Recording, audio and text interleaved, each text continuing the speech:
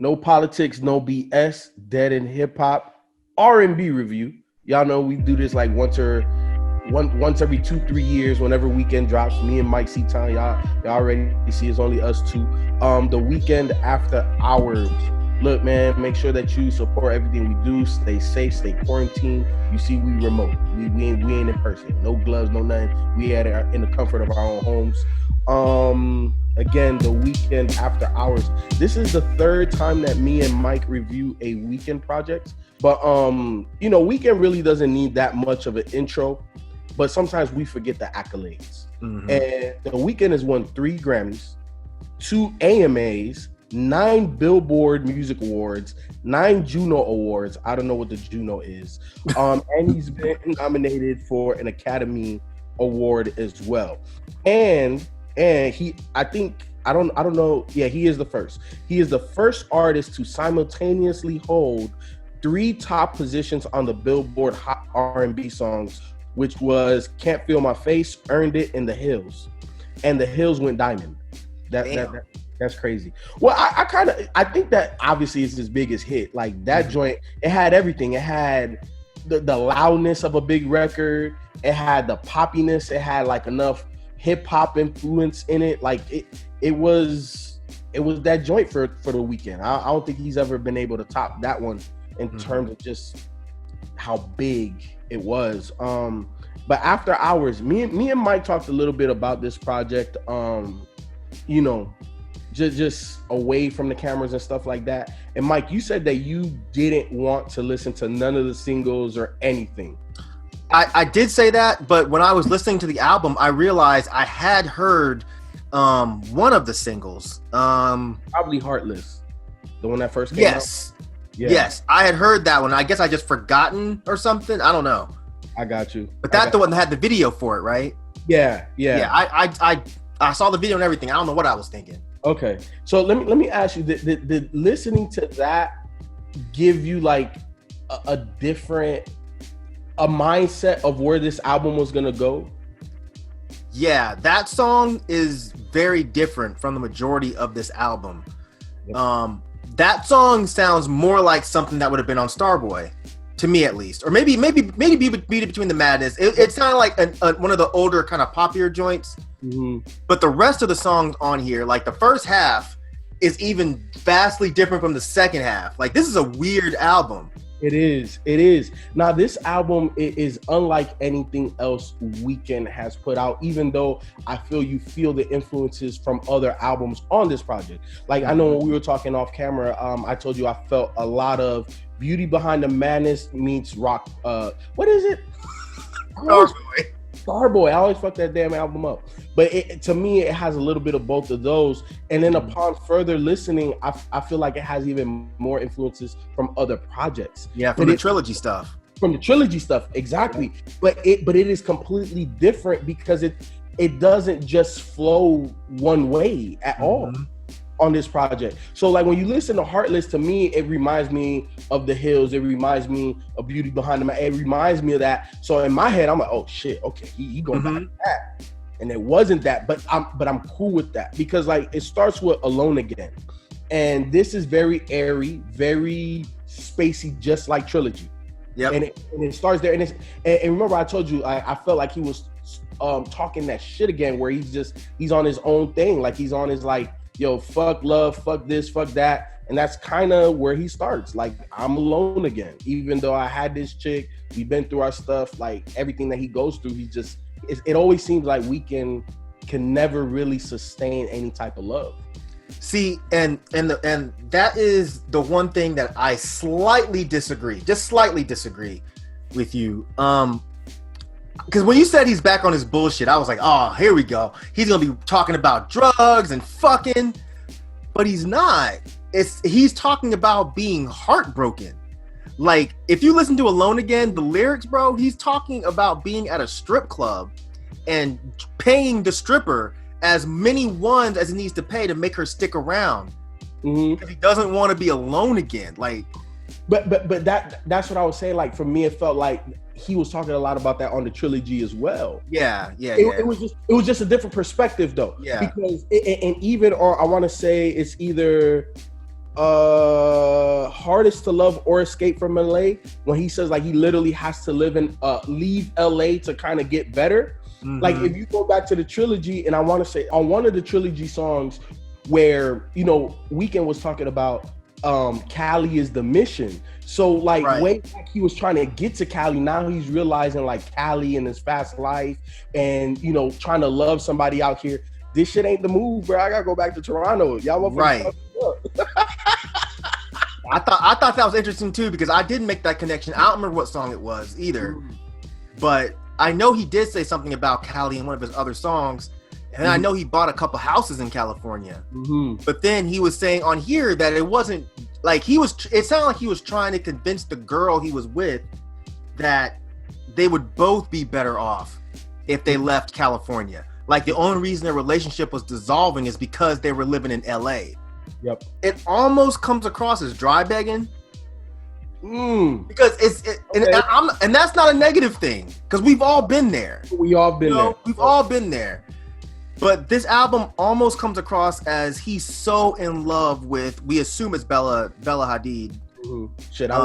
He's so in love with this chick that he's just like, yo, if we both leave LA, then we can get back on track. Yep. That track that you're somewhat referencing is Snow Child. I thought that was definitely one of my favorite, and I know you slipped. Yeah, that's my shit. Yes, Snow Child is definitely one of my favorite tracks on here, and just like how he's talking about, you know, like when he was like, I bought a house in LA, I never stepped foot in it.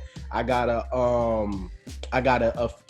zero edge pool, never dipped in it. Like it's that LA thing that he's talking about, where it's kind of like, okay, this lifestyle, like he thought he was, his life was fucked up enough that the glitz and glam of LA was what he wanted, and then he realized, okay, I can't handle this shit. It's that one was one of my favorite songs on the album, because it had that kind of 80s inspired kind of instrumental. But he had some crazy lines on that one. That's the one where he said, futuristic sex, give her that Philip K. Dick. I was like, all right, that's crazy. And then he had the shit where he says, walking in the snow before I ever made my wrist freeze. Like he was dealing with drugs before he ever had ice on his wrist. I'm like, damn, that's a dope bar. Yep. Like, that's one of my favorite jams. You know, the thing about this project compared to his other ones, I feel that he gave you more perspectives on this. Like because when I was telling you that he was back on his bullshit, was like on Heartless. You know what I'm saying? Like I don't give a fuck about no bitches. Like I'm heartless. Like how did he start? I don't need no bitch. I'm what bitches need. Yes. Like, come on, bro. Like he back on his shit. See, I thought the whole album was gonna be like that. Me too. So that threw me off. Like and I guess he did it on purpose, because I feel like everybody that loves Weeknd loves that version of Weeknd the most. So to drop that single, it's like, oh shit, like it had me scratching, like, oh shit, is the whole album gonna be this way or not or whatever? But again, I do like the fact that because it shows maturity and the Weeknd being able to kind of understand where he is in life. You know what I'm saying? Even though like at his core, he knows who he is. So that's why you still get the Heartless tracks. Yeah. You know what I'm saying? But you start to see that, like, damn, like he's really, I don't want to say a hopeless romantic, but he's just somebody that can't get with somebody and stay with him. Yeah, it definitely felt that way with this album. Like a lot of the songs, like Hardest to Love, that had that kind of upbeat, kind of electronic instrumental, and I think he sounded amazing over it. But when you really listen to it, it's like him accepting that his relationship with this girl is over, and he's essentially blaming himself for the entire thing. And that's the theme of the majority of the album, which I found to be kind of interesting, was that not only is he heartbroken, not only is he almost obsessing over this girl that he's no longer with, he's still blaming himself for the entire fuck up. Yep. But he's still like, when I first heard about the album, people were saying, oh, he's throwing these darts at Bella Hadid. And when I read it, I'm like, I don't think he's really throwing darts. I think he's just being extremely open. Like, I forget what song it was, but there's one song where he's like, she's a cold bitch, but her throat's fire. Mm-hmm. And I guess if you just take that line from the album and throw it at somebody, I could see somebody being like, damn, that's really disrespectful. But I don't really think that's what he was doing. I think he was really like, this man is really hurt, bro. This man is really hurt by his breakup. Yep. And Heartless, when you take that song from the album and you just place it out here, because like I'm heartless, because I'm back to my ways, yeah, I'm heartless. Like, when you take that song away from the album, you could think like, oh yeah, he's back to fuck all these bitches. Oh yeah, 100. But it seemed like that song was almost like he was trying to convince himself, like he didn't really feel that way. Yep. Because after that, he's back to talking about how he really loves this girl. Yep. And it even, I want to say, gets a little poppy. Hold on, let me. Is it? Well, Heartless is the shift. Heartless is where the entire song sound, or the entire album's sound changes. Yep. Like before that, it's more mellow and it's kind of, there's still some pop elements. But after Heartless, that's when it gets really like poppy and upbeat. Yep.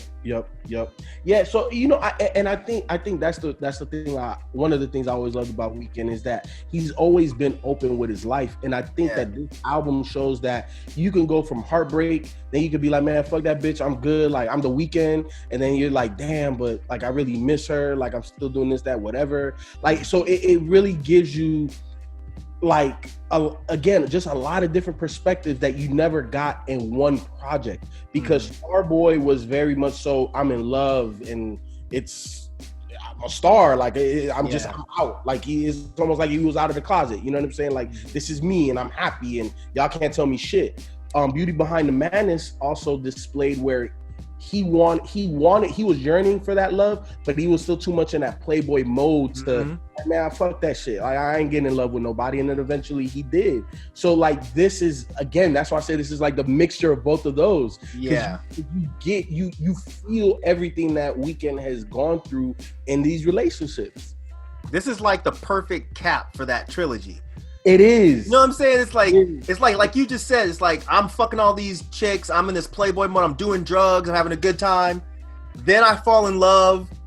Then that relationship falls apart, and now I'm just like totally fucked up over it. Like the song Faith, that shit where he's talking about it has like this really dark 80s sound to it, which a lot of the album had this weird 80s kind of pop sound, which I think is dope.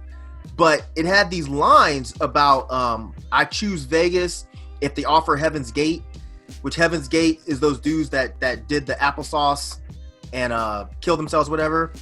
And then later on, he has this line where he says, but if I OD, I want you to OD right next to me. Like, that's a like, and in the way the song kind of like fades out towards the end, like you hear the ambulance sirens. So you assume that he's OD'd or whatever. Like, this is a very interesting side of the Weeknd, where we go from fuck all these bitches, I don't want love, oh I'm so happy I'm in love, to I'm so heartbroken I might kill myself. Yep. And you got to come with me. And I want you to come with me. I'm so in love with you, I'm going to kill myself over you, but I still want you to be here in death. Yeah, man. That's crazy. I think that this 80s synthy pop sound is damn near the perfect sound for him. But we thought that the sound that he did on the trilogy stuff was the perfect sound for him. Then we get the kind of edgy poppy R&B sound. We're like, oh, that's perfect. It's like Weeknd can do so many different styles, but this one is so up my alley. And I really want to know, like, I've been listening to it a lot. I've sat down, I've read the lyrics, and I haven't quite figured out if there's a reason why this album is two halves the way it is. Like I said, the first half is very melancholic, it's very moody, but then the second half, the lyrical content doesn't change much, but the sound does. Like, he goes from that kind of moody, dark, somber sound to this more poppy stuff. So I can't really figure out what the reason for that is, but I just think it's dope the way he did it. I think, like typically, right? Like when we're trying to get right from a breakup and you have that moment of you got your ego and confidence back, then it's kind of like you may still feel bad, but you don't feel as bad. That makes sense. You know what I'm saying? So that's the only logical, maneuvering that I can make to make that make sense, to connect the two dots. Because even the titles, bro, like Too Late, Hardest to Love, Scared to Live, Escape from LA, and then obviously we have Heartless. Then you have Faith, Blinding Lights, In Your Eyes. Like it's a whole different mode. I think you just hit it on the head, man. I think the first part is him just being really down in the dumps about the breakup. Heartless is him saying, fuck it, I'm over it, I don't care. And then the rest of the album is almost him trying to convince himself that he's okay. But then he still has those moments where he falls back into it and he's like, man, I do kind of miss her. But fuck that, I'm gonna go fuck another bitch. But damn, she ain't the same one.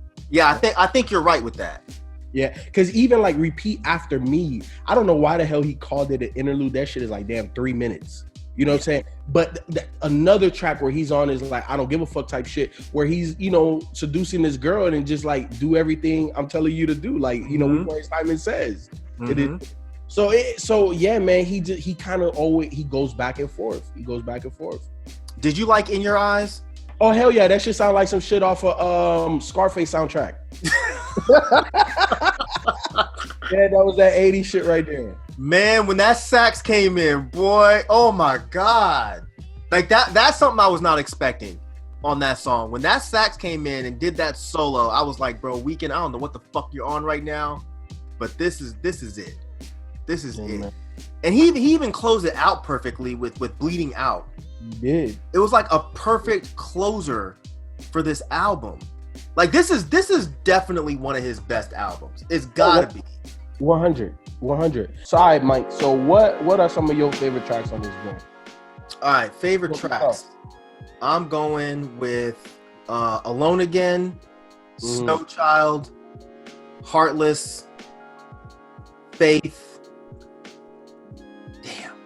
and Bleeding Out. Give me Alone Again. Give me Snow Child. Give me Heartless. Give me In Your Eyes. Like I said, that should sound like it should be in a Scarface movie. Give me Repeat After Me and give me Until I Bleed Out. So Weeknd, if you watching, Weeknd, bro, a whole nother one. I don't know how you continue to do it. Like we talking shit.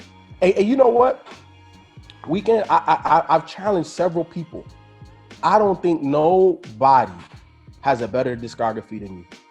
Like I could literally put all of your albums on a long ass playlist, hit shuffle, and skip maybe two. Like you are amazing. I don't know how you continue to do it. I hope that emotionally you, at some point, things stable out. I think it makes great music, but from just a personal level, I need you to find some type of stability. The music will be dope regardless of whatever state you're in. I need you to find some stability, bro. Cause I look, man, like think about it. The trilogy came out like 2010, 2011. So yeah. we talking a decade, Weeknd, and you still ain't find nobody now. You need some stability in your life. But nah, this is dope, man. This is dope. Can't wait till the next little EP, album, whatever the hell. I don't care how long you take, man. You one of those people that the wait is worth the music that we get. So I don't even care. I don't care. Drop it when you drop it. Weeknd, if you're watching, I think this is an incredible project. You are very good at displaying your vulnerability. Unlike other R&B singers that just romanticize relationships to the point where it's unrealistic, I feel like the way you approach these ideas and these subjects and these topics is very honest. Even if some people get offended by you talking about drugs, you talking about being promiscuous, these are real things. Love is not all Smokey Robinson songs. You know what I mean? It's just not. And I think that it's really dope that you can display your heartbreak and your yearning for this girl that is out of your life essentially in this album so well, to the point where when I put this on, Like, I'm fucking wanting to be back with this girl that I was never with, bruh. Like, you are one of the only artists that I know that can be this honest and this poignant to where you suck me into your story. And yeah, the sound that you're using on this, these electronic beats, these electronica beats, these 80s synth sounds, I think you killed it. You and Metro Boomin are a fucking amazing pair, because he gave you some incredible beats. But yeah, man, like Feefo just said, I do hope you find some stability in your life. But in the meantime, with this heartbreak, man, hey, throw it in this music, because those of us that have been heartbroken, that know what it feels like or remember what it feels like, we can really relate to this album. So this is an amazing project, man. Definitely in the top half of your discography. And I cannot wait for the next album, man.